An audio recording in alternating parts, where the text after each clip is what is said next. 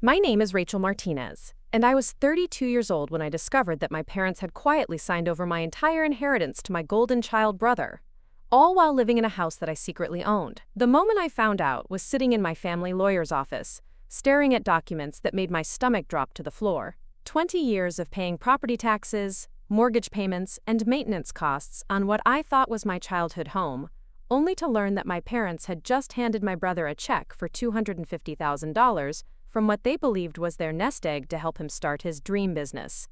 Before we jump back into that life-changing afternoon, tell us where you're tuning in from, and if this story touches you, make sure you're subscribed, because tomorrow I've saved something extra special for you. The lawyer's words still echo in my mind. Miss Martinez, according to these documents your parents submitted, they've liquidated what they assumed were their assets to provide your brother with startup capital. However, there seems to be a significant discrepancy regarding the property ownership that I think you need to be aware of. That discrepancy would unravel 20 years of family manipulation and reveal a truth that would change everything between us forever. Growing up as Rachel Martinez in the suburbs of Phoenix, Arizona, I learned early that love in our family came with conditions, and those conditions always seemed to favor my younger brother Marcus. My parents, Linda and Robert Martinez, had what most people would call a traditional marriage. Dad worked as a regional sales manager for an automotive parts company, traveling 3 weeks out of every month, while Mom managed the household and raised Marcus and me with an iron fist disguised as maternal devotion. From the outside, we looked like the perfect middle-class Hispanic family. Our house on Maple Street was a modest, 3-bedroom ranch style with a well-maintained front yard that Mom took pride in.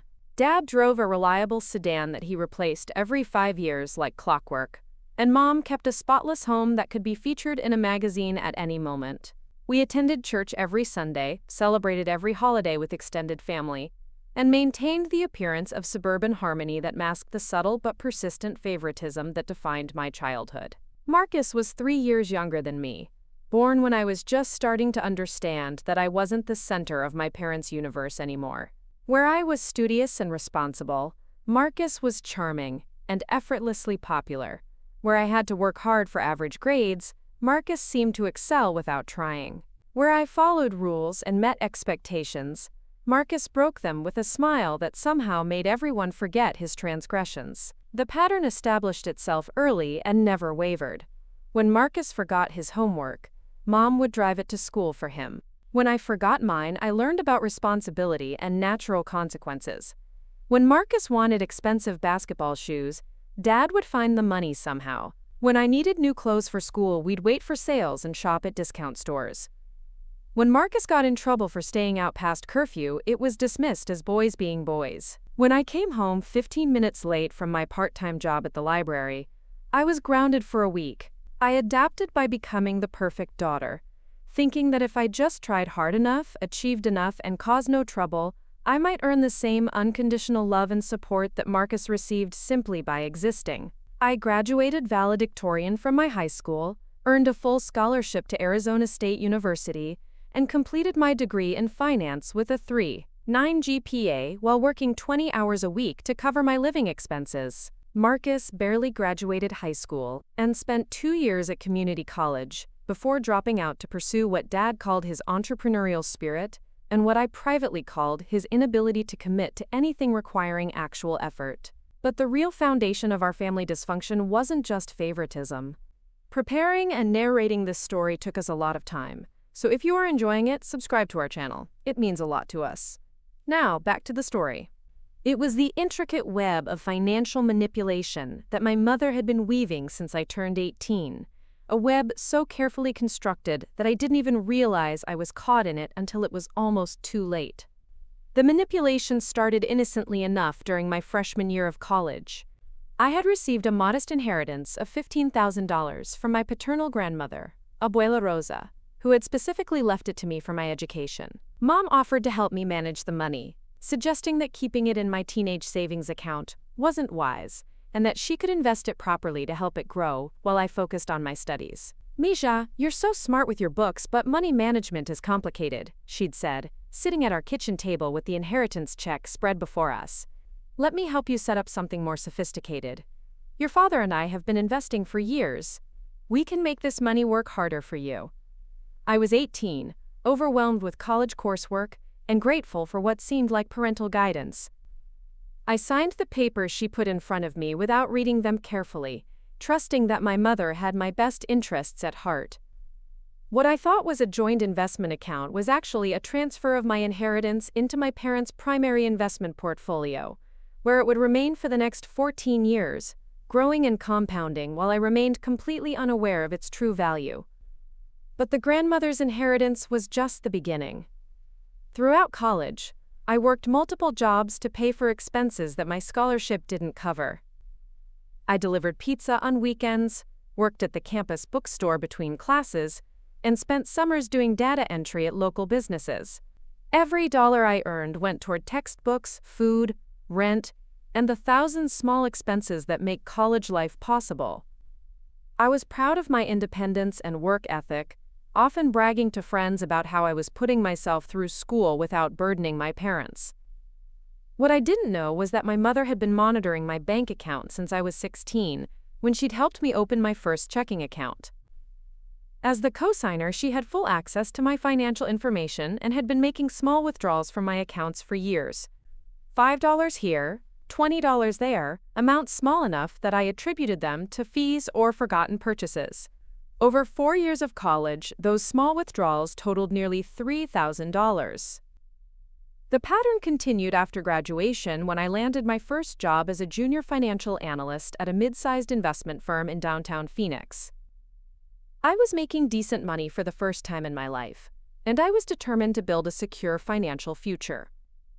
I lived in a modest apartment, drove a used Honda Civic that I'd bought with cash, and saved aggressively while contributing to my 401k and building an emergency fund. Mom continued to offer financial advice, always with the same theme: family should help family, and pooling resources was smarter than everyone struggling individually. She convinced me to contribute to what she called the Family Investment Fund, a shared account that would benefit all of us in the long run. I trusted her expertise and contributed $200 monthly for 3 years, money that I believed was growing in some sophisticated investment vehicle that would eventually benefit the entire family. Meanwhile, Marcus was struggling to find his direction in life. He dropped out of community college, worked a series of part-time jobs that never lasted more than 6 months, and was constantly asking for money to pursue various get-rich-quick schemes. Mom and Dad always found ways to help him: small loans that were never repaid, rent payments when he fell behind, car repairs, and phone bills. They justified it as temporary assistance while he figured out his path, but the assistance never stopped, and the path never materialized. The real turning point came when I was 25 and decided it was time to buy my first house. I'd been saving diligently for 3 years and had enough for a down payment on a modest starter home. I was excited about the prospect of building equity instead of paying rent, and I'd been researching neighborhoods and looking at properties for months. That's when Mom made a suggestion that would change the trajectory of my life in ways I never could have imagined. She proposed that instead of buying some random house, I should buy our family home. Dad was considering early retirement, they were thinking about downsizing, and selling to me would keep the house in the family while giving me the homeownership I wanted. "It makes perfect sense, Mija," she explained over coffee at our kitchen table, the same table where she'd convinced me to let her manage my inheritance 7 years earlier. "You get a house you already love, we get to stay here a few more years while we figure out our next step, and everyone wins. Plus, the house has so much appreciation potential in this neighborhood. It's really an investment in your future." The financial arrangement she proposed seemed reasonable on the surface. I would purchase the house at fair market value, which was assessed at $220,000. My parents would continue living there and paying me rent equivalent to their current mortgage payment, essentially covering my new mortgage while I built equity. They would maintain the property and handle minor repairs, and when they were ready to move, I'd have a house I could either live in myself or rent to other tenants. I was young and trusting, still believing that my mother's financial advice had my best interests at heart. I didn't hire my own real estate agent or get an independent appraisal. I used the family lawyer, a friend of my father's who had handled their legal affairs for years. I didn't even get a formal rental agreement with my parents, operating on the assumption that family members didn't need contracts to treat each other fairly. The closing process was handled entirely by Mom, who assured me that she was taking care of all the details to make the transaction as smooth as possible. I signed stacks of papers that she placed in front of me, trusting her explanations of what each document meant. I was focused on my demanding job and grateful that she was handling the complexities of real estate law that I didn't understand. What I didn't realize was that my mother was orchestrating an elaborate deception that would allow my parents to live rent-free in a house I owned while maintaining the illusion that they were still the homeowners. The rental payments she promised never materialized, explained away month after month as temporary cash flow problems that would be resolved soon. The property maintenance that was supposed to be their responsibility somehow became expenses that I needed to cover as the owner. But the most devastating part of the deception was that my parents never told Marcus about the ownership transfer. As far as he knew, Mom and Dad still owned the family home, and when they talked about their retirement planning and estate arrangements, they spoke as if the house was still their primary asset. Marcus grew up believing that he would eventually inherit half of a valuable property that I had actually purchased with my own money years earlier. For 7 years, I faithfully paid the mortgage, property taxes, homeowner's insurance, and maintenance costs on the house where my parents lived. I never lived there myself, continuing to rent my small apartment across town and treating the house as an investment property that would someday provide rental income or a place for me to live. I never pressured my parents about the missing rental payments, assuming that we were all family and that the arrangement would balance out in the long run. I calculated that between the down payment, monthly mortgage payments, taxes, insurance, and major repairs, I'd invested nearly $180,000 in the property over 7 years. I'd replaced the roof, updated the electrical system, installed new flooring, and modernized the kitchen, all while my parents lived there and benefited from the improvements.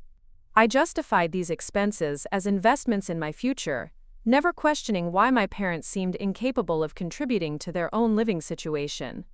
Meanwhile, my mother continued managing what I believed were my various investments and savings accounts. She provided quarterly statements that showed steady growth and assured me that my money was working hard for my future. She discouraged me from getting involved in the day-to-day management, insisting that her experience and connections in the financial world were yielding better returns than I could achieve on my own.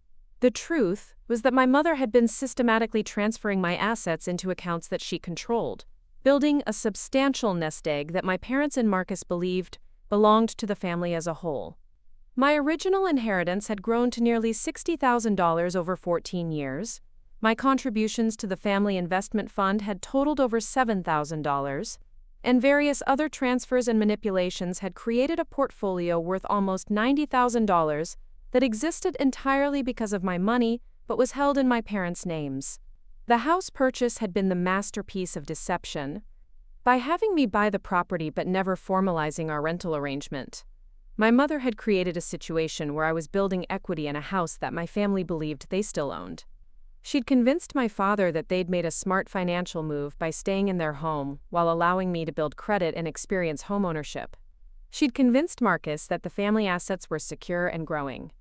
And she'd convinced me that I was making a wise investment while helping my family.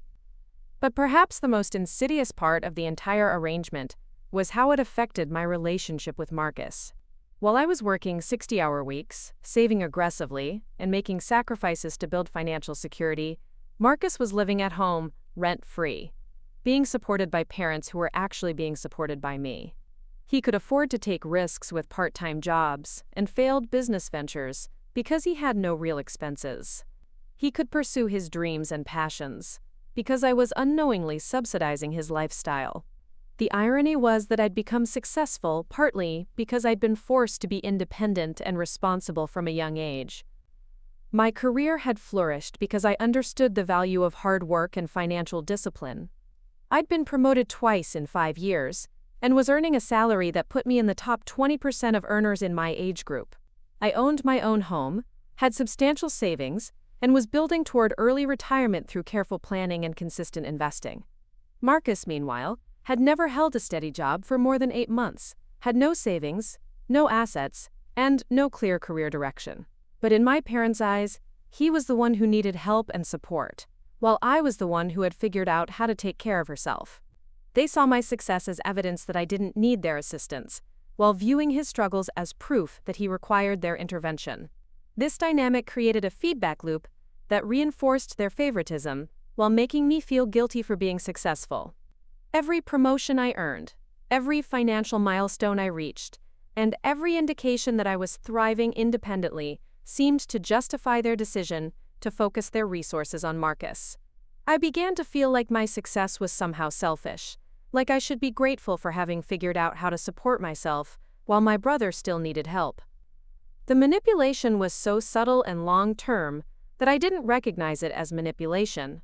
I saw it as family loyalty, mutual support, and the natural way that successful family members helped those who were struggling.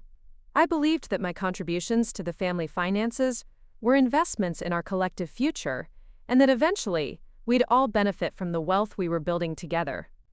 What I didn't understand was that there was no we in my mother's financial planning.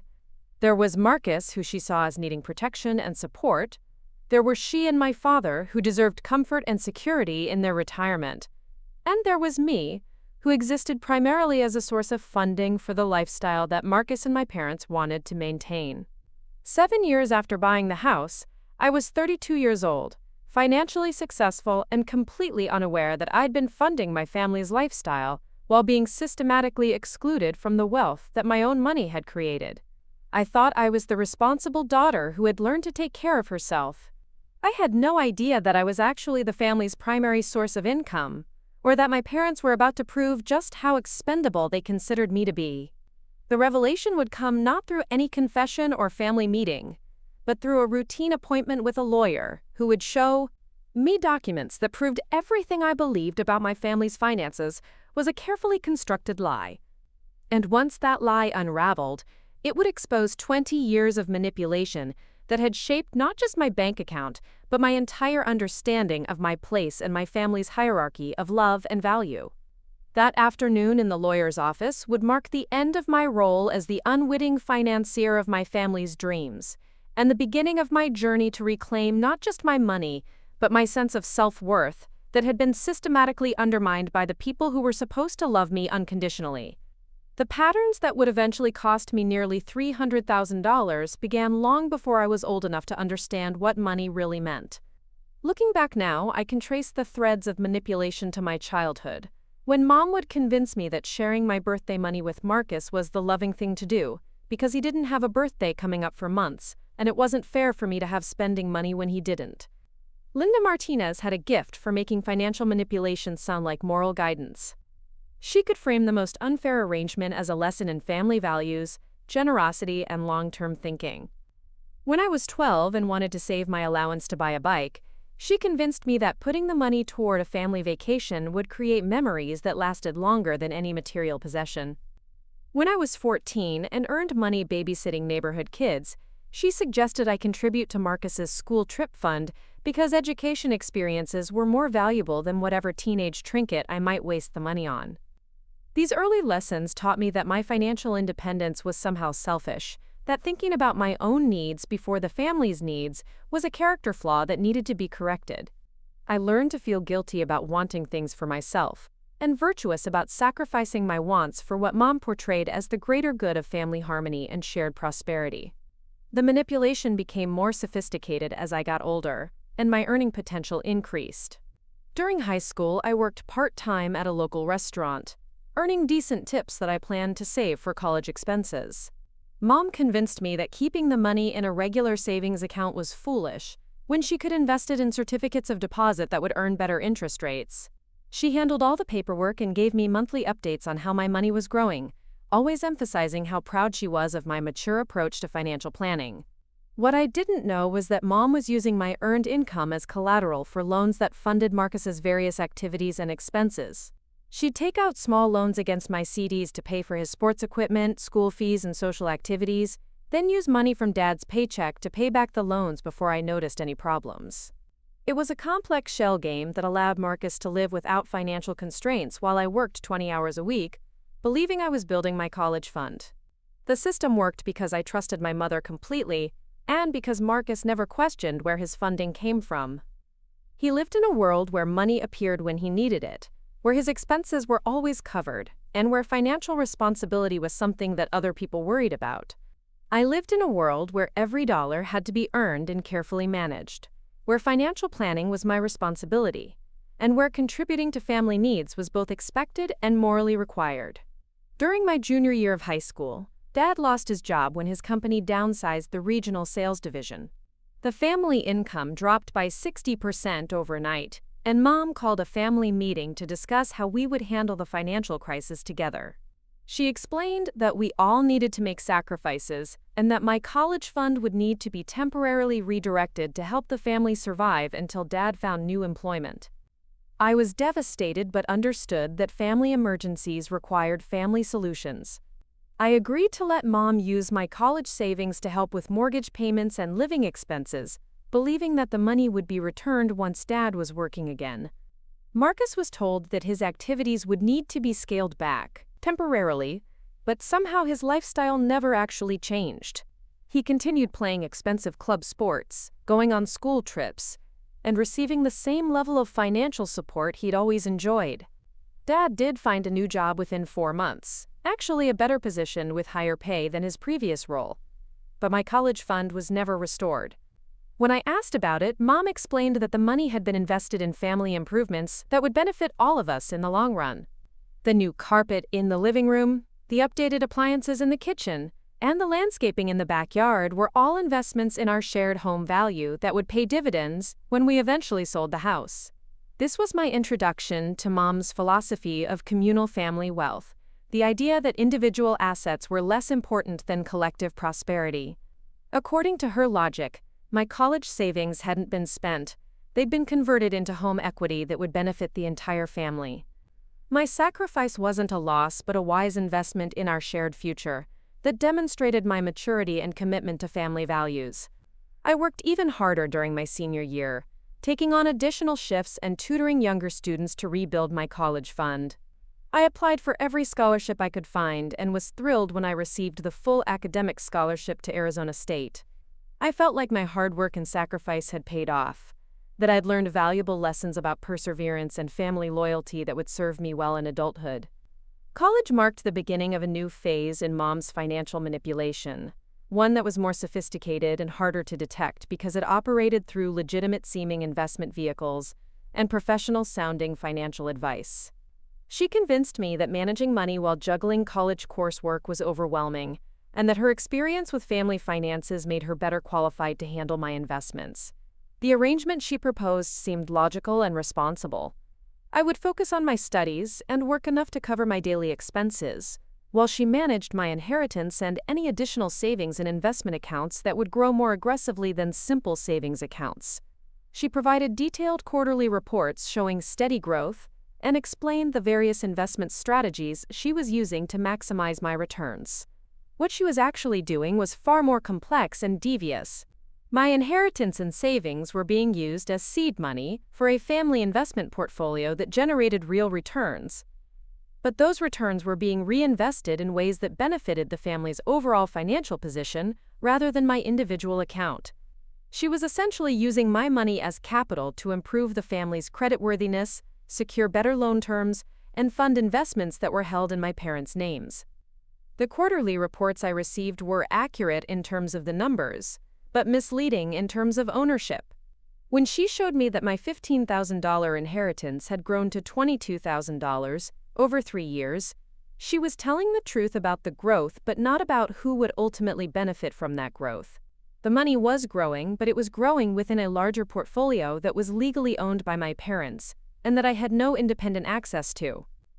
Meanwhile, Marcus was struggling academically and socially during his high school years. He'd never developed the work ethic or study habits that came naturally to me, partly because he'd never faced real consequences for poor performance. When his grades were bad, Mom would meet with his teachers to arrange extra credit opportunities. When he skipped classes, Dad would speak to the principal about second chances. When he failed to turn in major assignments, the family would rally to help him complete them at the last minute. This pattern of rescue and support continued through his brief community college experience. When Marcus struggled with his coursework, Mom hired tutors. When he wanted to change his major multiple times, Dad paid for additional semesters. When he decided to drop out entirely to pursue entrepreneurial opportunities, the family celebrated his initiative and courage to follow his dreams. Each of Marcus's ventures was funded through what Mom called the Family Investment Fund, the account that I'd been contributing to since starting my career. She explained that supporting Marcus's business ideas was a way of diversifying our family's income streams, and that his eventual success would benefit all of us. The photography business that lasted 6 months, the online retail venture that never got off the ground, and the food truck idea that died in the planning stages were all funded through my monthly contributions combined with money from other family accounts. I never questioned these expenditures because Mom framed them as investments rather than gifts. Marcus wasn't receiving handouts. He was receiving startup capital that would eventually be repaid with interest when his businesses became profitable. The fact that none of his businesses ever generated sustainable income was positioned as a learning experience that would make his eventual success more likely and more valuable. By my mid-20s, I was earning enough money to start thinking seriously about major financial goals like homeownership and retirement planning. I wanted to take a more active role in managing my investments and understanding my overall financial picture. When I asked Mom for detailed information about my various accounts and investments, she seemed pleased by my interest but suggested that making major changes to our current strategy could be disruptive and costly. She arranged for me to meet with the family's financial advisor, a professional who had been managing my parents' retirement planning for years and who understood our family's long-term financial goals. The advisor confirmed that my investments were performing well and suggested that the diversified portfolio Mom had assembled was appropriate for someone my age, with my income level and risk tolerance. What I didn't understand was that the financial advisor was working with incomplete and misleading information about my accounts.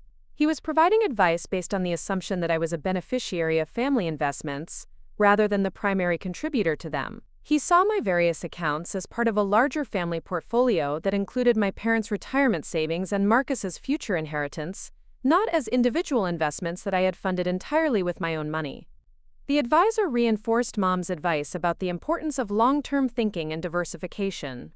He cautioned against making emotional decisions about investments and emphasized that successful wealth building required patience and consistency. His professional validation of Mom's strategy made me feel confident that my money was being managed correctly, and that my concerns about taking more control were signs of inexperience rather than legitimate instincts.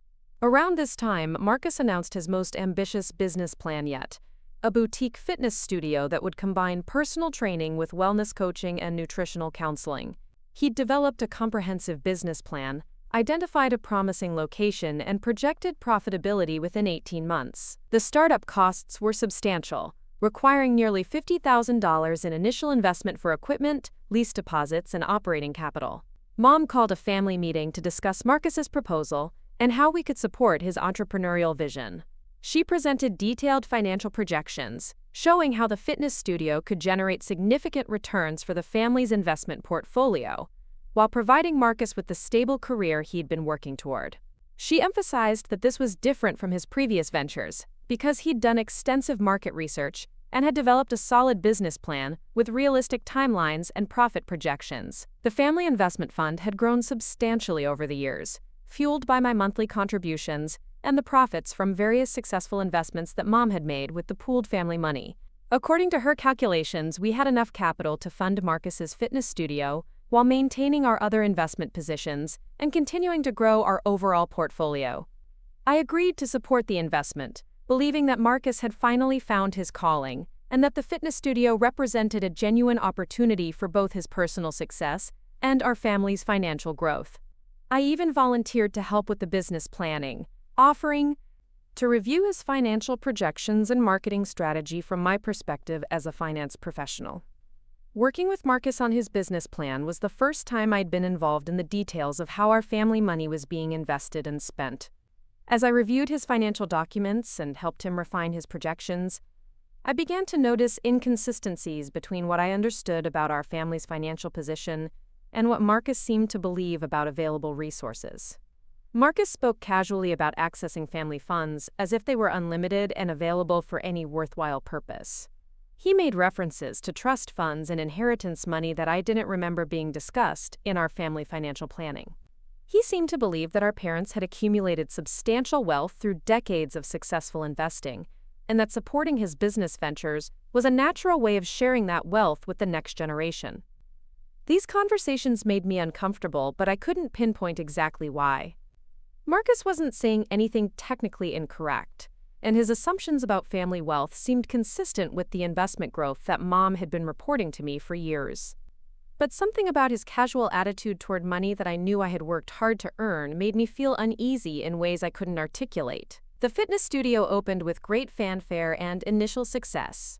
Marcus had always been charismatic and athletic, and he attracted a loyal group of clients who appreciated his personal approach to fitness and wellness.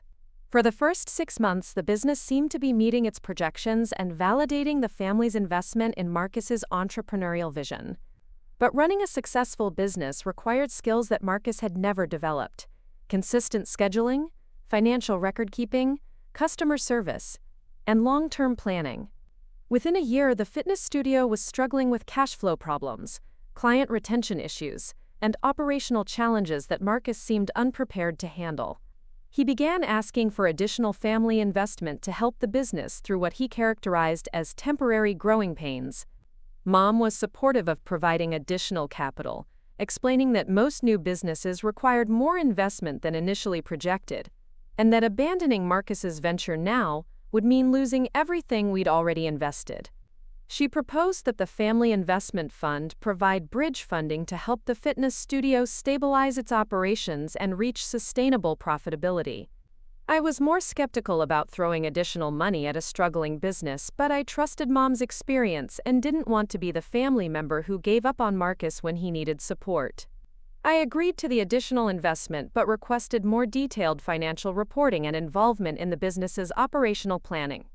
I wanted to understand exactly how our money was being used and what specific changes Marcus was making to address the problems that had led to the cash flow crisis. This request for greater transparency and involvement marked the beginning of a subtle shift in family dynamics that I didn't fully recognize at the time. Mom became more defensive about financial decisions and less willing to provide detailed explanations of investment strategies. She began framing my questions as signs of distrust, and my desire for involvement as attempts to micromanage decisions that were better left to people with more experience. Marcus also seemed uncomfortable with my increased attention to his business operations. He'd grown accustomed to family support that came without strings or oversight, and my suggestions about financial controls and operational improvements felt like criticism rather than assistance.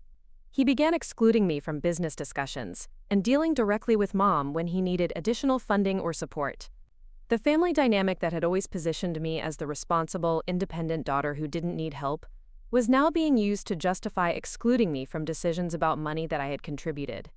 Because I was financially successful and capable of taking care of myself, my opinions about family investments were seen as unnecessary interference rather than valuable input from the person who had provided much of the capital. The fitness studio eventually failed completely, closing after 18 months of operation and leaving behind substantial debts that Marcus was unable to repay. The total loss to our family investment fund was nearly $75,000, money that represented years of my contributions, plus growth from investments that had been funded with my inheritance and savings. Mom handled the business failure with characteristic optimism, framing it as a valuable learning experience that had taught Marcus important lessons about entrepreneurship and business management. She emphasized that investing in family members was always risky, but that the alternative, letting Marcus struggle without support, was unacceptable for a family that had the resources to help. She also assured me that the loss wouldn't significantly impact our overall financial position, because the family investment portfolio was well diversified and had been generating returns in other areas that offset the fitness studio losses. According to her calculations, we were still in a stronger financial position than we'd been 5 years earlier, despite the failed business investment. I accepted these explanations because I trusted Mom's expertise and because I didn't have independent access to the detailed financial records that would have shown me the true impact of Marcus's business failure on my personal wealth. I felt disappointed about the money we'd lost, but proud of our family for supporting Marcus's dreams and maintaining our commitment to helping each other succeed. What I didn't know was that the fitness studio's failure had depleted most of the assets that had been built with my money over the previous decade. My inheritance, my contributions to the family investment fund, and the profits from investments made with my capital had all been used to fund Marcus's failed business venture. The diversified portfolio that Mom described as resilient and growing was actually substantially smaller and more precarious than she was willing to admit. The house purchase that came 2 years later was presented as an opportunity for me to recover from the fitness studio losses while helping my parents transition toward retirement. Mom explained that real estate was a more stable investment than the business ventures we'd been supporting, and that owning property would provide me with both equity growth and rental income that could help rebuild my investment portfolio. The financial arrangement for the house purchase was structured to appear beneficial to everyone involved. I would build equity and gain experience as a property owner, my parents would have housing security during their retirement transition, and the family would maintain control of an appreciating asset that could eventually benefit everyone. Mom handled all the legal and financial details, ensuring that the transaction was structured to minimize taxes and maximize the long-term benefits for our family's overall wealth. What she was actually doing was transferring the financial responsibility for my parents' housing costs to me while maintaining their legal and emotional claim to the property. By positioning the purchase as an investment opportunity for me rather than a transfer of financial burden, she ensured that I would continue paying for their living expenses while they saved money for other priorities, including additional support for Marcus's future ventures. The rental payments that were supposed to offset my mortgage costs never materialized, but Mom always had reasonable explanations for the delays.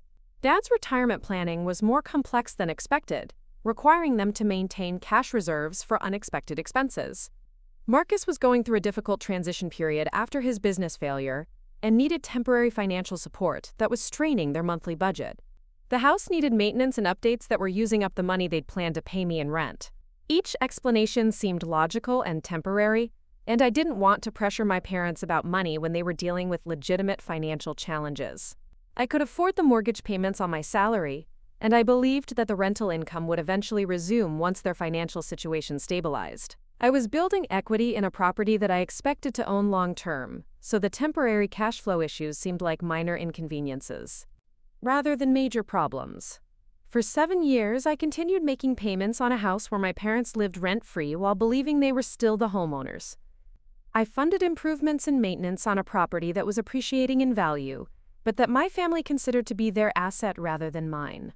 I built wealth through real estate ownership, while being excluded from the family financial planning that was based on the assumption that my parents still owned their home. During those same 7 years, Marcus received continuing financial support for various new ventures and living expenses, support that was funded partly through the savings my parents achieved by not paying rent on the house I owned. He lived at home without contributing to household expenses, received help with car payments and insurance, and had access to family money for education, travel, and business development opportunities. The irony was profound. My financial success and independence had been used to justify excluding me from family support, while simultaneously funding the support that Marcus received. Because I had proven I could take care of myself, I was expected to take care of myself. Because Marcus had proven he needed help, he was given help that was secretly subsidized by my financial contributions. By age 32, I had unknowingly funded a lifestyle for my family that they could never have afforded on their actual income. My parents were living in a house they couldn't have purchased, Marcus was pursuing dreams he couldn't have financed, and everyone was operating under the assumption that our family's financial resources were the result of my parents' successful investing and careful planning rather than my systematic subsidization of their expenses. The web of financial manipulation had become so complex and long-standing that I'm not sure even Mom fully understood how much of the family's apparent prosperity was built on my money. She'd been moving assets and expenses around for so many years that the original sources of funding had become obscured beneath layers of reinvestment, business losses, and creative accounting. But the foundation of deception was about to be exposed in the most painful way possible, when my parents decided to liquidate what they believed were their assets to provide Marcus with the capital he needed for his most ambitious venture yet. The phone call that would change everything was still weeks away, but the financial manipulation that had been building for 20 years was about to collapse under its own weight, revealing the true cost of my family's version of love and support. The phone call that would unravel 20 years of financial deception came on a Tuesday morning in March, while I was reviewing quarterly reports at my desk downtown. I'd been promoted to senior financial analyst the previous year and was managing a portfolio of mid-cap technology investments that required constant attention to market fluctuations and earnings reports. My phone displayed Mom's contact information, which wasn't unusual since she called me every few weeks to check in and share family updates. "Rachel, honey, I have the most exciting news." Mom's voice carried an enthusiasm that immediately put me on alert.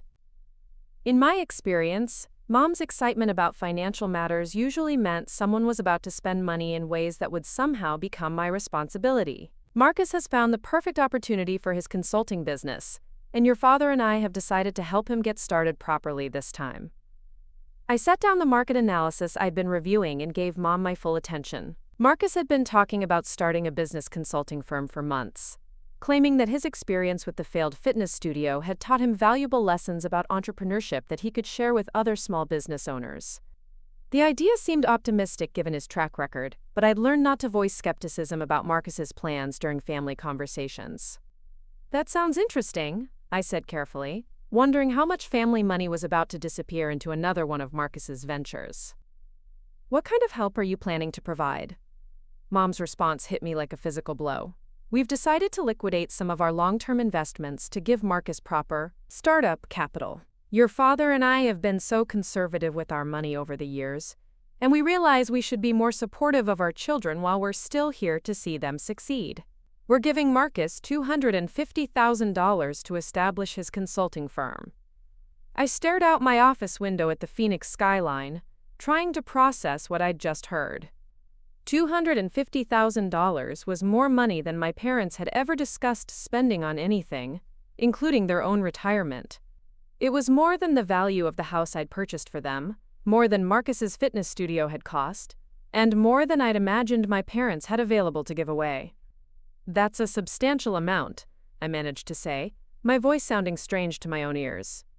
"Are you sure you can afford to liquidate that much from your retirement savings?" Mom laughed, a sound that now seems chilling in retrospect. "Oh, sweetheart, we're not touching our retirement money. We've been so blessed with the growth in our investment portfolio over the years. Your father and I have been much better investors than we ever gave ourselves credit for. We have plenty of money for our retirement and enough left over to help our children build their futures." The conversation continued for another 10 minutes, with Mom explaining Marcus's business plan and expressing confidence that this venture would be different from his previous attempts. She emphasized that proper capitalization was essential for business success, and that Marcus's failures had been due to underfunding rather than operational problems.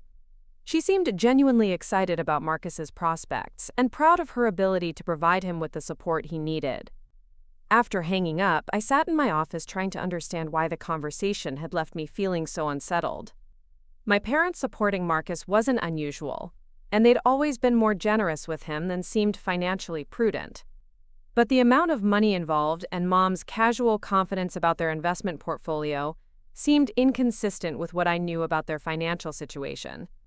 I'd been contributing to family investments for over a decade, but I'd never seen evidence that my parents had built substantial wealth independent of those contributions. Dad's salary as a sales manager was decent but not exceptional, and Mom had never worked outside the home.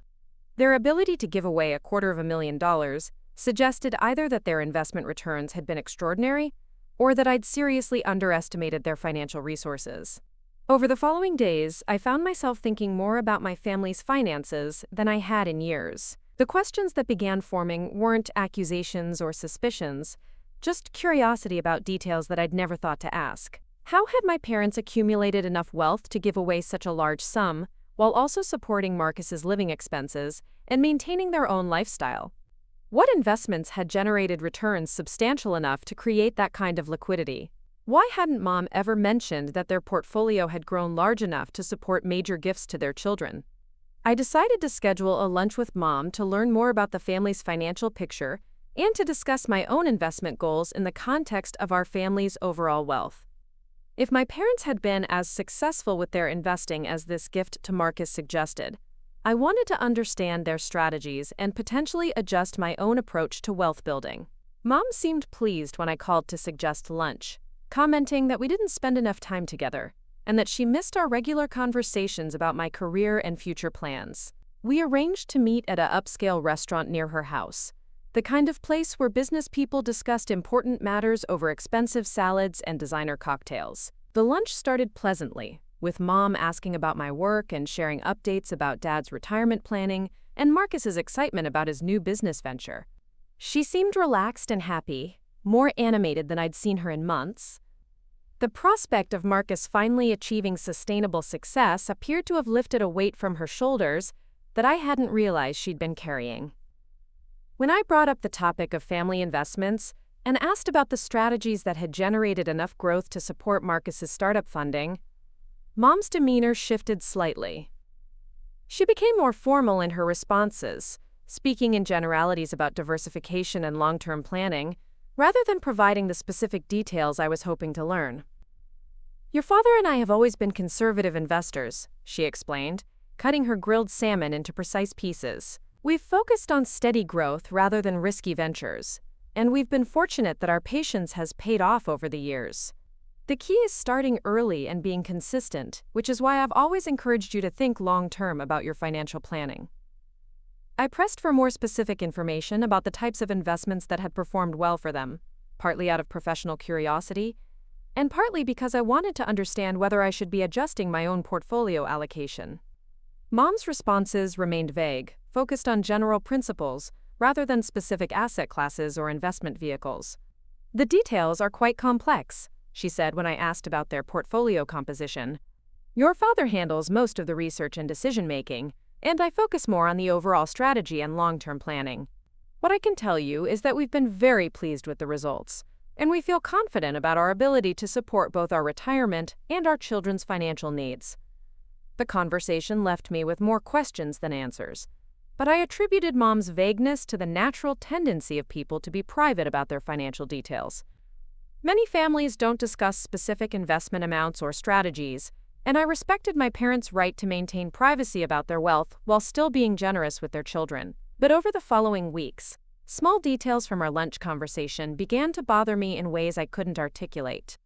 Mom's references to our investments, and "we've been fortunate," seemed to imply that she and Dad had built their wealth together through their own financial discipline and investment skills. Yet, I remembered contributing substantial amounts to family investments over the years, money that seemed to have disappeared into a larger portfolio that my parents now discussed as if it were entirely their own creation. I began paying closer attention to the quarterly investment reports that Mom had been providing me for years, looking for details that might explain the discrepancies between what I remembered contributing and what appeared to be available for family use. The reports showed steady growth in my various accounts, but they were formatted in ways that made it difficult to track the original sources of the invested capital, or to understand how my individual contributions related to the family's overall financial position. When I called Mom to ask for more detailed information about my specific accounts, she seemed surprised by my sudden interest in financial details that I'd never questioned before. She reminded me that I'd always been focused on my career, and had been happy to let her handle the complexities of investment management. She suggested that my success as a finance professional was making me overconfident about my ability to manage personal investments that required different skills than analyzing corporate portfolios. "I understand that you're curious about how everything works," Mom said during one of these conversations, her tone patient but slightly condescending. "But you have to remember that personal wealth management is different from the institutional analysis you do at work. Family finances require a longer perspective and a more collaborative approach than individual investment planning." Her response made me feel like I was being ungrateful and presumptuous for wanting to understand investments that had been funded with my own money. I began to doubt my instincts about the family's financial arrangements and to wonder whether my professional success was making me arrogant about areas where my parents actually had more experience and better judgment. Meanwhile, Marcus was moving forward with his consulting business with an energy and optimism that was infectious.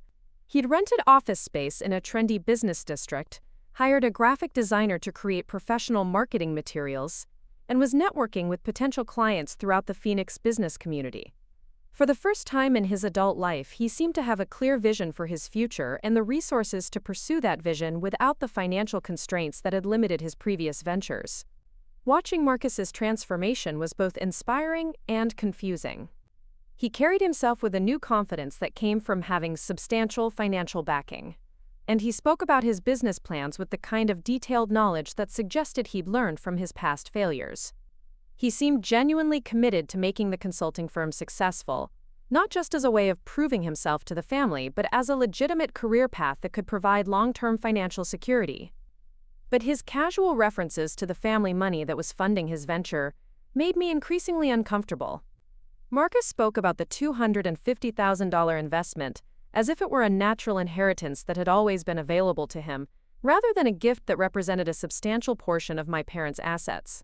He made comments about eventually expanding the business and potentially needing additional family investment, as if our parents' wealth were unlimited and automatically available for his entrepreneurial ambitions. These conversations highlighted a fundamental disconnect between Marcus's understanding of our family's financial situation and my own.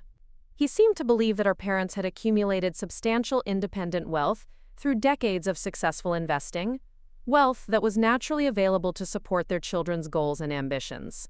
I knew that I'd been contributing to family investments for years, and that my contributions had been substantial. But I was beginning to suspect that Marcus was unaware of my financial involvement in what he considered to be purely our parents' generosity.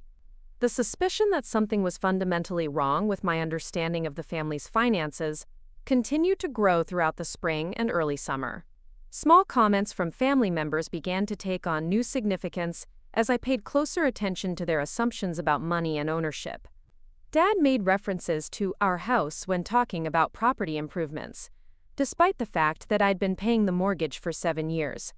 Mom discussed our investment portfolio when explaining their ability to support Marcus, without acknowledging that much of that portfolio had been funded with my contributions. Marcus talked about his inheritance expectations as if he would eventually receive half of substantial family assets, including the house where our parents lived and the investment accounts that had funded his business venture. He seemed unaware that the house was actually owned by me, or that the investment portfolio included money that I'd contributed over many years. His financial planning was based on assumptions about family wealth that didn't align with what I believed to be true about the sources of that wealth. In July, I decided to take a more direct approach to resolving my questions about the family's financial arrangements. I called the family's investment advisor and requested a meeting to review my accounts and discuss my long-term financial planning in the context of potential changes in my career and personal goals. I expected that a professional review of my investments would clarify any misunderstandings and help me better understand how my individual accounts related to the family's overall financial picture. The investment advisor seemed surprised by my request for a detailed account review, mentioning that my mother usually handled all communication about my investments, and that he'd never met with me individually to discuss my financial planning. He agreed to schedule a meeting but suggested that it would be more efficient to include my mother in the discussion since she was familiar with the details of my various accounts and the overall family investment strategy. I insisted on an individual meeting, explaining that I was old enough to take a more active role in managing my own finances, and that I wanted to understand my investments well enough to make informed decisions about future contributions and allocation strategies. The advisor agreed, though he seemed confused by my sudden interest in accounts that had been managed successfully by my mother for many years. The meeting was scheduled for the following week, and I spent several days preparing questions about my investment performance, account structures, and the relationship between my individual accounts and any family investment vehicles that might include my contributions. I was looking forward to finally getting clear, professional answers to questions that had been bothering me for months. But 3 days before the scheduled meeting, the investment advisor called to reschedule, explaining that there had been some confusion about my account access and that he needed to clarify some administrative details before we could meet. He suggested that it might be more appropriate for my mother to attend the meeting to help resolve any questions about account ownership and management authorization. When I called Mom to ask about the scheduling confusion, she seemed frustrated by what she characterized as unnecessary complications in our family's financial management. She explained that the investment accounts had been structured in ways that protected the family's overall financial position, and that individual account reviews could potentially disrupt investment strategies that had been working well for many years. "I don't understand why you're suddenly making this so complicated," Mom said, her voice carrying an edge of irritation that I rarely heard. We've been managing your investment successfully for over a decade. Your accounts have grown steadily, you've never had any problems accessing money when you've needed it, and your financial position is stronger than most people your age. What exactly are you hoping to accomplish by second-guessing arrangements that have been working so well? Her response made me feel like I was being unreasonable and ungrateful, but it also reinforced my sense that something about our family's financial arrangements wasn't as straightforward as I'd always believed. The investment advisor's confusion about my account access and Mom's defensiveness about my desire for more information suggested that the structure of my investments might be more complex than I'd understood. I decided to approach the situation from a different angle, scheduling an appointment with my own financial advisor at the investment firm where I worked. I wanted to get professional advice about my overall financial planning from someone who had no connection to my family's financial arrangements and who could provide objective guidance about whether my investment strategy was appropriate for my age, income, and long-term goals. The meeting with my professional advisor was enlightening in ways I hadn't expected. When I described my understanding of my investment accounts and the returns that had been reported to me over the years, he raised several questions about the account structures and management fees that seemed inconsistent with typical individual investment arrangements. Based on what you're describing, he said, reviewing the quarterly reports I'd brought to the meeting, it sounds like your accounts might be structured as part of a larger family trust or investment partnership, rather than individual accounts that you control directly. That's not necessarily problematic, but it would mean that your investment decisions and account access would be governed by the terms of the trust or partnership agreement rather than your individual preferences. He recommended that I obtain copies of any legal documents related to my investment accounts, and that I schedule a meeting with an independent financial advisor who could review the account structures and help me understand my rights and responsibilities as an investor. He also suggested that I might want to consult with an attorney if there were any questions about the legal ownership of assets that I'd contributed to family investment vehicles. The conversation left me feeling both vindicated in my concerns and anxious about what I might discover if I pursued a more thorough investigation of my family's financial arrangements. The possibility that my investments were structured in ways that limited my control or ownership was disturbing, but it would explain many of the inconsistencies and evasions that had been troubling me for months. I spent several sleepless nights weighing the potential consequences of challenging my family's financial arrangements against the growing certainty that something significant was being hidden from me. I loved my parents and didn't want to damage our relationship over money, but I also couldn't ignore the mounting evidence that my understanding of my own financial situation was incomplete or incorrect. The decision to pursue independent legal and financial advice was one of the most difficult I'd ever made, because it meant acknowledging that I couldn't trust my own family to be honest with me about matters that affected my financial security and future planning. But the alternative, continuing to contribute to investments and arrangements that I didn't fully understand, seemed even more problematic. In August, I scheduled consultations with both an independent financial advisor and an attorney who specialized in family financial disputes. I was hoping that these professionals would be able to review my family's financial arrangements and either confirm that everything was legitimate and appropriate, or help me understand what steps I should take to protect my interests. The week before these consultations, Marcus called with exciting news about his consulting business. He'd landed his first major client, a growing technology company that needed help with operational efficiency and growth planning. The contract was substantial enough to validate his business model and provide positive cash flow that would reduce his dependence on family funding. "I think this is really going to work," Marcus said, his voice filled with genuine enthusiasm. "The client is happy with my initial recommendations, and they're talking about expanding the scope of the project. For the first time in my life, I feel like I'm actually good at something that can make real money." I was genuinely happy for Marcus's success, both because I wanted him to achieve his goals and because I hoped that his financial independence would reduce the strain on our family's resources. But his call also reminded me of how much family money had been invested in his various ventures over the years, and how little visibility I had into the true cost of supporting his entrepreneurial ambitions. The night before my first consultation, I received a call from the family's investment advisor, requesting an urgent meeting to discuss what he described as important changes in my account structure. He explained that recent regulatory changes were requiring modifications to certain types of family investment arrangements, and that my input would be needed to implement these changes properly.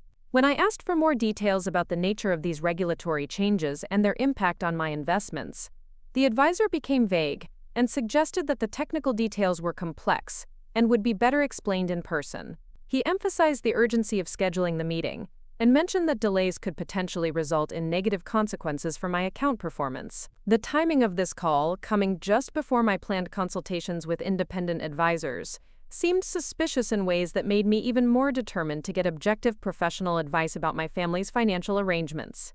The investment advisor's sudden urgency about regulatory changes that he couldn't clearly explain reinforced my sense that something significant was being hidden from me. That night, I made the decision to proceed with my planned consultations, regardless of what the family's investment advisor wanted to discuss. I needed to understand the truth about my financial situation before I could make informed decisions about how to respond to any urgent changes or requirements that might be presented to me. The consultation appointments were scheduled for the following week, and I spent the weekend gathering every financial document I could find related to my various investments, contributions, and account statements. I was preparing for conversations that could fundamentally change my understanding of my family's finances and my own financial security.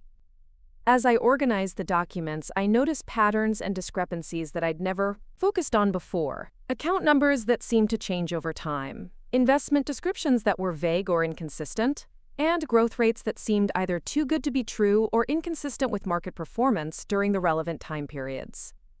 The more closely I examined the documentation, the more questions I had about what was really happening with my money. The stage was set for revelations that would expose 20 years of financial manipulation and force me to confront the possibility that the family I'd trusted with my financial future had been systematically betraying that trust while building their own security and supporting Marcus's dreams with money that belonged to me. The independent financial advisor's office was located in a glass tower downtown, far removed from the cozy suburban setting where my family's advisor conducted business. Margaret Chen had 20 years of experience in forensic financial analysis and specialized in cases involving family financial disputes and asset recovery. Her receptionist had warned me that Margaret's direct approach could be uncomfortable for clients who weren't prepared for difficult truths about their financial situations. Margaret reviewed the documents I'd brought with clinical precision, occasionally making notes or asking pointed questions about dates, amounts, and account structures. Her expression remained neutral as she worked through years of investment statements, but I could sense her growing concern as patterns emerged from the paperwork. "Rachel, I need you to prepare yourself for some very difficult information," Margaret said after 90 minutes of document review. "Based on what I'm seeing here, there are serious irregularities in how your investments have been managed, and I believe you've been the victim of systematic financial fraud." The word fraud hit me like a physical blow. I'd been expecting to learn about poor investment decisions or accounting errors, not criminal activity involving my own family. Margaret's calm, professional delivery made the accusation even more shocking, as if she were diagnosing a medical condition, rather than revealing a betrayal that spanned decades. Margaret explained that the investment accounts I'd believed were mine were actually controlled entirely by my mother, with my contributions being funneled into a complex structure of family trusts and joint accounts that gave me no legal ownership or control over the assets. The quarterly reports I'd been receiving were accurate about investment performance, but misleading about ownership, showing growth in accounts that were legally owned by my parents rather than me. "Your mother has been operating what amounts to a personal bank using your money as capital," Margaret continued, pulling out a calculator to demonstrate the scope of the deception. "Between your grandmother's inheritance, your contributions to family investments, and the returns generated by your capital, you should control assets worth approximately $420,000. Instead, you have legal ownership of exactly $0 in investment accounts." The number was staggering. $420,000 represented nearly 15 years of my financial life. Money that I'd earned, inherited, or generated through careful planning and consistent contributions. The fact that none of it was legally mine, despite being entirely funded by my efforts, was almost impossible to comprehend. Margaret's analysis revealed that my parents had used my money to fund not just Marcus's business ventures, but their entire lifestyle for nearly a decade. The house I'd purchased had been refinanced multiple times, using my equity as collateral for loans that funded family expenses, vacations, and Marcus's living costs. My parents had been living far beyond their actual means, while maintaining the appearance of financial stability through systematic use of my assets. The recent gift to your brother represents approximately 60% of the liquid assets in the family accounts, Margaret explained, highlighting specific transactions in the documents. But since all of these assets were originally funded with your money, your brother has essentially received a $250,000 gift that was entirely financed by your contributions and the growth on those contributions. The revelation that Marcus's business funding had come directly from my money was the most painful part of Margaret's analysis. While I'd been proud of our family's ability to support his entrepreneurial dreams, I'd actually been the sole source of that support without my knowledge or consent. Every failed venture, every restart, and every emergency fund had been my money being used to subsidize his lifestyle and ambitions. But Margaret's most shocking discovery involved the house purchase that I'd believed was a real estate investment. The legal documents revealed that while I was listed as the owner and was responsible for all payments, my parents had retained certain rights to the property that would transfer ownership back to them under specific circumstances. The arrangement was structured so that I would pay for the house completely, but my parents would regain ownership when they chose to exercise options that had been buried in the complex legal paperwork. This is sophisticated financial abuse, Margaret said, her professional composure slipping slightly as she reviewed the property documents. Your mother has created legal structures that allow her to access and control your money, while maintaining plausible deniability about her intentions. These aren't mistakes or oversights. This required careful planning and deliberate deception over many years. Margaret recommended that I immediately contact an attorney who specialized in financial fraud and family law, and that I take steps to protect any assets that weren't already compromised by my family's control. She also suggested that I prepare for the possibility that recovering my stolen assets would require legal action against my parents, a process that would likely destroy my family relationships even if it was financially successful. The meeting with Margaret left me in a state of shock that made it difficult to function normally. I drove home mechanically, my mind struggling to process the magnitude of deception that had shaped my entire adult life. Everything I'd believed about my family's finances, my own financial security, and my role in supporting my family's lifestyle had been built on lies that were so elaborate and long-standing that they'd become indistinguishable from reality. That evening, I called in sick to work and spent hours walking through my neighborhood, trying to understand how I'd been so thoroughly deceived by people I trusted completely. The financial manipulation was devastating, but the emotional betrayal was even worse. My parents hadn't just stolen my money, they'd manipulated my sense of family loyalty and personal responsibility to make me complicit in funding their deception. I thought about all the times I'd felt guilty about my financial success while Marcus struggled, not knowing that my success was actually funding his struggle. I remembered feeling proud of our family's ability to support each other through difficult times, not realizing that I was the only one providing support while everyone else was receiving it. I considered all the sacrifices I'd made to contribute to family investments, sacrifices that had funded a lifestyle for my parents and brother that they could never have afforded on their own. The next morning, I called the attorney that Margaret had recommended and scheduled an emergency consultation for that afternoon. Stephen Walsh specialized in financial fraud cases and had experience helping victims recover assets from family members who had committed financial abuse. His office warned me that family financial cases were emotionally difficult and often resulted in permanent estrangement from relatives, but that the legal process was necessary to protect victims from further exploitation. Stephen's analysis of my situation was even more damning than Margaret's had been. He explained that my parents' actions met the legal definition of financial fraud and that the amounts involved made their crimes serious felonies that could result in prison sentences if prosecuted criminally. He also confirmed that I had strong legal grounds for civil action to recover my stolen assets, though the process would be complex and expensive. The challenge in cases like this is that your family has had years to structure their finances in ways that make asset recovery difficult, Stephen explained, reviewing the legal documents I'd brought. They've spent a significant portion of your money on lifestyle expenses that can't be recovered, and they've moved other assets into accounts and investments that will require extensive litigation to access. Stephen recommended that I immediately demand a complete accounting of all family investments and that I revoke any authorizations that gave my parents access to accounts or assets in my name. He also suggested that I document all family financial arrangements before confronting my parents directly, since they would likely attempt to hide or transfer assets once they realized their deception had been discovered. The legal advice was clear. I needed to act quickly and decisively to protect whatever assets might still be recoverable, even if it meant destroying my relationship with my family. The alternative was to continue being victimized by people who had already stolen hundreds of thousands of dollars from me, and who showed no signs of acknowledging their crimes or making restitution voluntarily. That afternoon, I gathered all my courage and called Mom to request an immediate family meeting to discuss our financial arrangements. I didn't reveal what I'd learned from Margaret and Stephen, but I made it clear that I needed detailed information about my investments, and that I wouldn't accept vague explanations or delays. Mom seemed surprised by my insistent tone, but agreed to meet that evening at my parents' house. She mentioned that Dad was traveling for work but would be available by phone if needed, and that Marcus might join us since the conversation involved family financial planning that affected everyone. The prospect of confronting my family with evidence of their fraud was terrifying, but I knew that avoiding the confrontation would only allow them to continue their deception and potentially steal even more of my assets. I spent the hours before the meeting rehearsing what I would say and preparing for the denials, explanations, and emotional manipulation that I expected to encounter.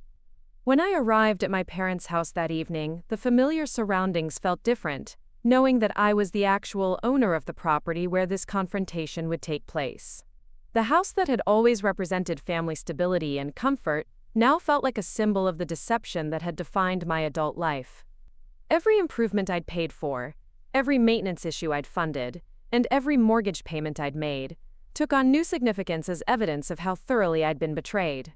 Mom greeted me with her usual warmth, offering coffee and asking about my work as if this were a routine family visit. Marcus arrived shortly after me, carrying a folder of materials related to his consulting business and seeming excited to share updates about his recent client successes. Neither of them appeared to suspect that this meeting would be anything other than a normal family discussion about financial planning. I started the conversation by explaining that I'd been reviewing my financial situation with professional advisors and that I'd discovered serious discrepancies in my understanding of my investment accounts and family financial arrangements. I kept my tone calm and factual, presenting my concerns as questions rather than accusations in hopes of getting honest explanations before revealing what I had learned about their deception. I've been contributing to family investments for over a decade, I began, watching their faces carefully for reactions. But when I tried to get detailed information about my accounts, I discovered that I don't seem to have the access or control that I expected. I need to understand exactly how my investments are structured and what my ownership rights are. Mom's expression shifted almost imperceptibly, a subtle tightening around her eyes that I might not have noticed if I hadn't been watching for signs of deception. She maintained her composed demeanor, but I could sense her calculating how to respond to questions she'd probably hoped I would never ask. "Your investments are structured as part of our family portfolio," Mom explained, her voice carrying the same patient tone she'd used to dismiss my previous questions. "It's a more sophisticated approach than individual accounts, and it's allowed us to achieve better returns through diversification and professional management.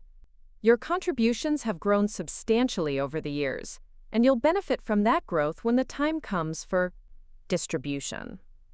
The phrase, "when the time comes for distribution," sent a chill through me, confirming that Mom had no intention of allowing me to control my own assets. She was speaking about my money as if it were an inheritance that I might eventually receive, rather than assets that I currently owned and should be able to access. Marcus seemed confused by the conversation, asking questions about investment structures and family finances that made it clear he'd never been told the details of how his lifestyle and business ventures were being funded. His questions revealed that he believed our parents had built substantial wealth through their own efforts and that their ability to support him was the result of their successful investing rather than my unwitting contributions. "I don't understand why this is suddenly an issue," Marcus said, looking between Mom and me with genuine confusion. "Mom and Dad have always been good with money, and they've been generous with both of us when we've needed help. Why are you questioning arrangements that have been working well for everyone?" His innocent assumption that our parents' generosity was funded by their own wealth rather than my money was both heartbreaking and infuriating. Marcus had been living a lifestyle supported entirely by my contributions, while believing that he was receiving natural family support from parents who could afford to be generous with their children.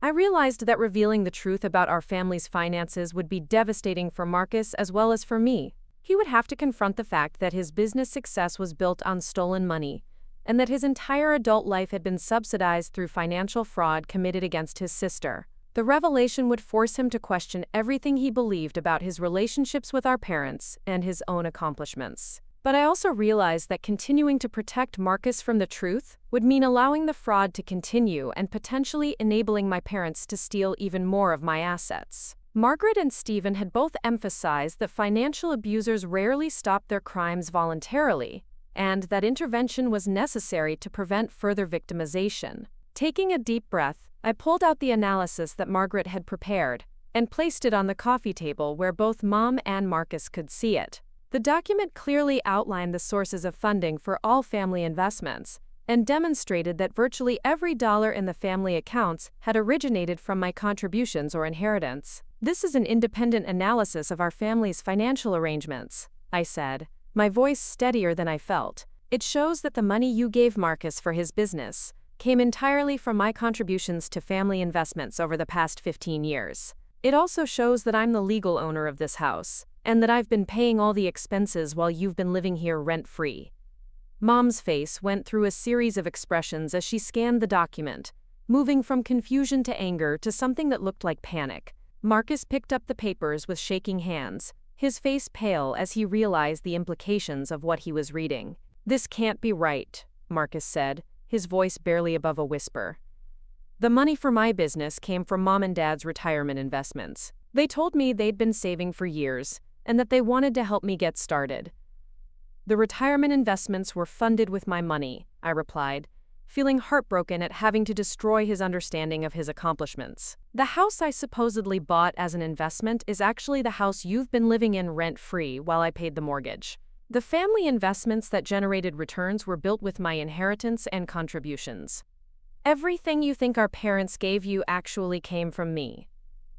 The silence that followed was deafening. Marcus stared at the financial analysis as if he could change the numbers by willing them to be different. Mom sat frozen, perhaps calculating whether denial or confession would be more effective in managing the crisis she'd hoped would never come. Finally, Mom spoke, her voice carrying a defensive edge that confirmed she understood exactly what she'd been doing for the past 20 years. "You're misunderstanding the situation," she said, though her tone lacked the confidence she'd always displayed when discussing family finances. "Family finances are complicated, and taking things out of context makes them seem worse than they really are. But the evidence was too overwhelming and too clearly presented for denial to be effective. The financial analysis showed exact amounts, dates, and transaction details that couldn't be explained away through confusion or misunderstanding. The pattern of deception was too consistent and too sophisticated to be accidental." Marcus suddenly stood up, his face flushed with a mixture of shame and anger. "How could you do this?" he demanded, turning to face Mom directly. "How could you let me take her money and tell me it was yours? How could you let me build my business with money that was stolen from my sister?" The confrontation that followed exposed 20 years of lies, manipulation, and financial abuse that had shaped every aspect of our family's relationships and financial security. The truth was finally out, but the damage that had been done would take years to understand and even longer to repair. The confrontation at my parents' house ended with Mom storming out of her own living room, leaving Marcus and me staring at each other across a coffee table covered with evidence of 2 decades of financial betrayal. The silence stretched between us as we both processed the magnitude of what had been revealed and what it meant for our family's future. Marcus was the first to speak, his voice hollow with disbelief. "Rachel, I had no idea. I swear to you, I never knew the money came from you. Every time I asked Mom where the funding was coming from, she told me it was their retirement savings and investment returns. I thought they were just being generous parents who wanted to help their son succeed." I could see the genuine shock and horror in his eyes as he realized that his entire adult life had been built on money stolen from his sister. The consulting business he'd been so proud of, the confidence he'd finally found in his abilities, the sense of family support that had sustained him through years of failures. all of it was tainted by the knowledge that it had been purchased with my financial security. "What happens now?" Marcus asked, gesturing at the financial documents still scattered across the table. "What happens to my business? What happens to Mom and Dad? What happens to us?" I'd been dreading this conversation because I knew that pursuing justice for the financial fraud would inevitably destroy what remained of our family relationships. But I also knew that allowing the theft to continue would mean enabling my parents to steal even more of my assets while teaching them that their crimes had no consequences. "I'm going to pursue legal action to recover my money," I told Marcus, watching his face crumple as he understood the implications. "I can't let them continue stealing from me, and I can't pretend that what they did was somehow acceptable because we're family. They committed serious crimes, and there have to be consequences." Marcus nodded slowly, though I could see how much the decision was costing him emotionally. "The business money, the $250,000, I'll find a way to pay it back. I don't know how yet, but I won't keep money that was stolen from you. It's not mine, and it never was."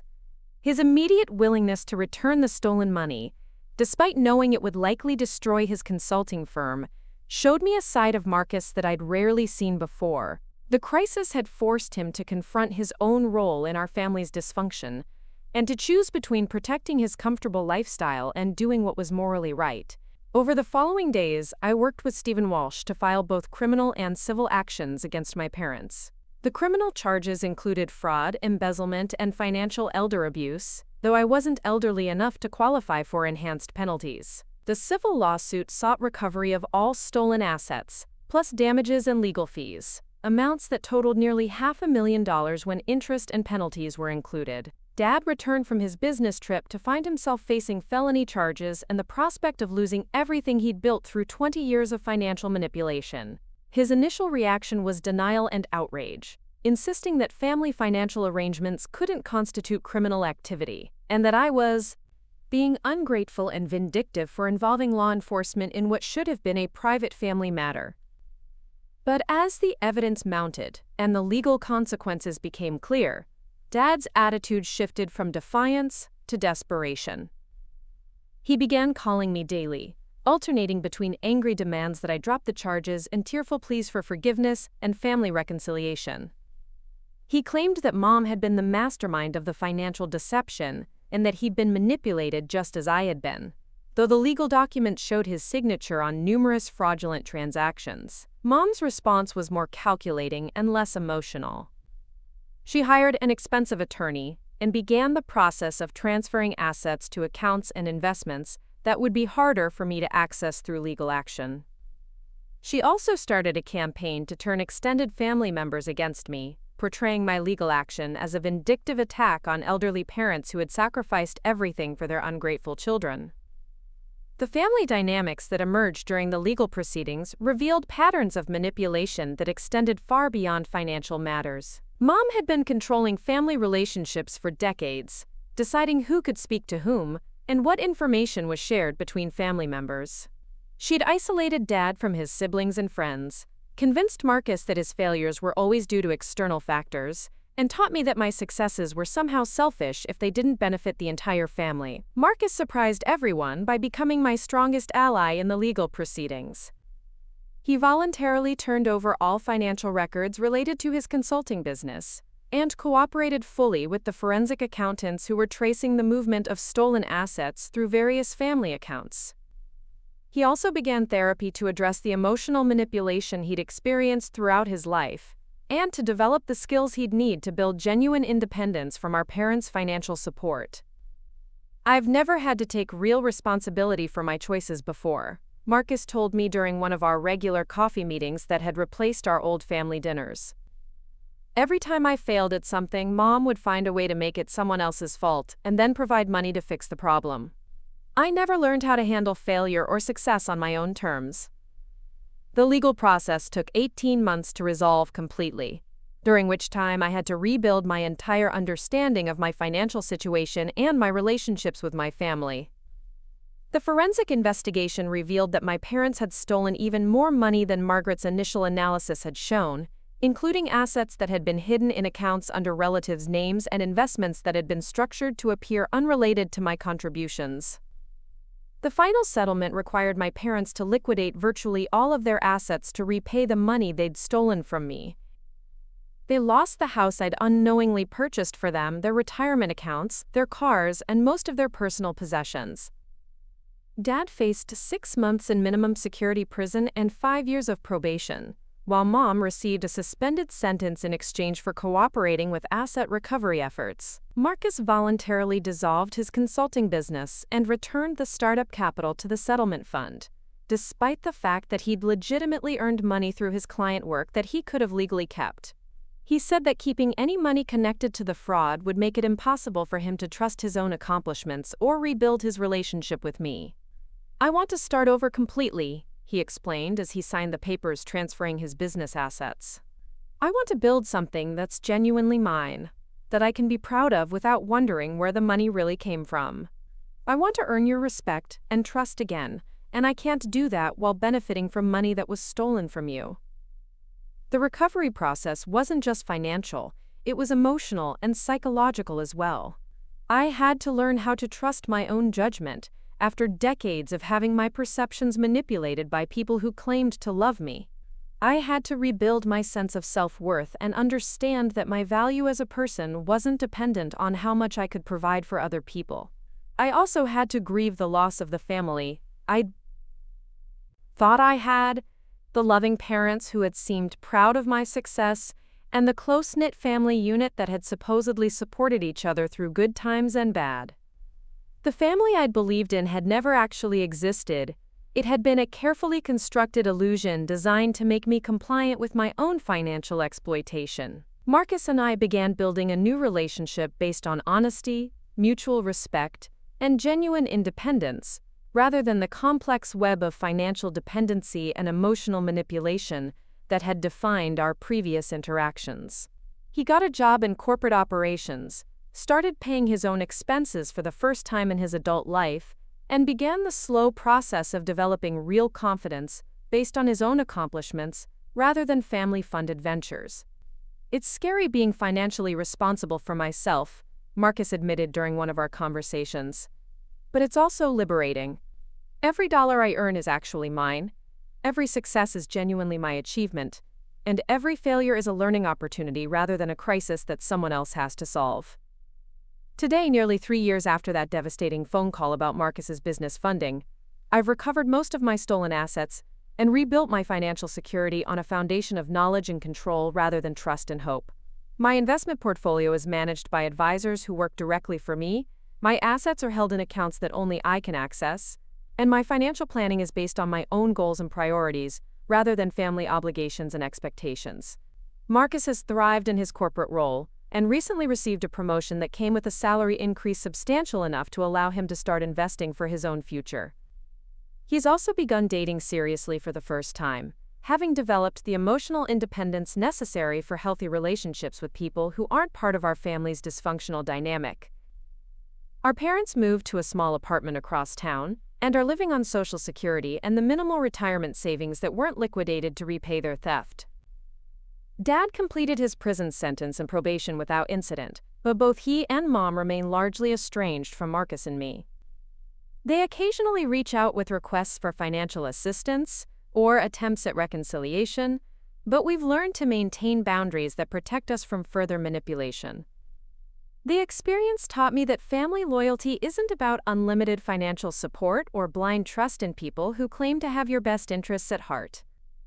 Real family loyalty means holding each other accountable for harmful behavior and refusing to enable destructive patterns even when confronting them is painful and difficult. I've also learned that financial independence isn't just about having money in the bank. It's about understanding and controlling your own financial situation well enough to protect yourself from people who would exploit your resources or manipulate your decisions. The most expensive lesson of my life was discovering that trust without verification is simply an invitation to be victimized by people who are skilled at hiding their true intentions. My story isn't unique. Financial abuse within families is more common than most people realize, often disguised as help, guidance, or collaborative financial planning. The victims are frequently high-achieving, financially successful people who trust their families and who want to believe that their sacrifices are investments in shared prosperity, rather than subsidies for other people's lifestyles. But there is hope for recovery, both financially and emotionally.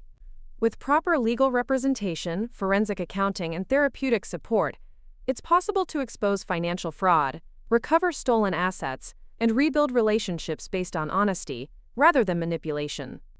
The process is difficult and often destroys the illusions that victims have cherished about their families, but it also creates opportunities for genuine healing and authentic connections. If you recognize patterns of financial manipulation in your own family relationships, trust your instincts and seek professional advice before the damage becomes irreversible. The people who truly love you will support your efforts to protect yourself and understand your money, while those who are exploiting you will resist transparency and accountability. Sometimes the most loving thing you can do for your family is to refuse to enable their destructive behavior, even when that refusal comes at enormous personal cost. Justice isn't always comfortable, but it's necessary for healing and for preventing future harm to yourself and others who might become targets of the same manipulation. Up next, you've got 2 more standout stories right on your screen. If this one hit the mark, you won't want to pass these up. Just click and check them out.